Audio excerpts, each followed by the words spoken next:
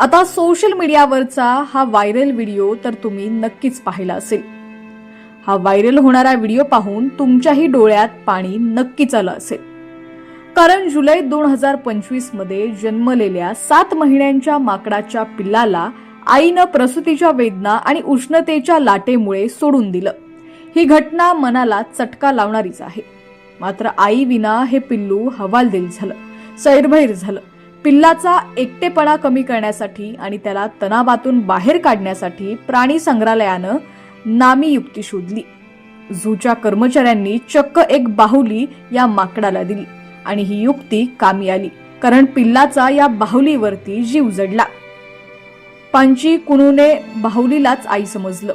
हे पिल्लू त्याच्या कुशीत आईच्या मायेची ऊब बघतोय, बाहुलीला दिवसभर पाठीवर घेऊन फिरतोय, त्या बाहुलीला जवळ घेऊन झोपताना दिसतोय। खरंच ही छोटीशी बाहुली पिल्लासाठी भावनिक आधार बनलीय।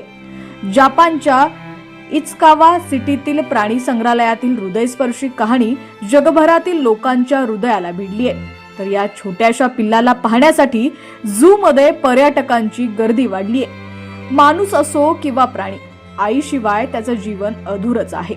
आईची माया कुणी देऊ शकत नाही। तिच्या प्रेमाची ऊब ज्याला मिळते तो भाग्यवानच।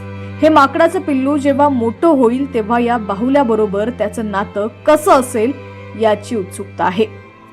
दरम्यान सोशल मीडियावरती हा व्हिडिओ मोठ्या प्रमाणात व्हायरल होतोय।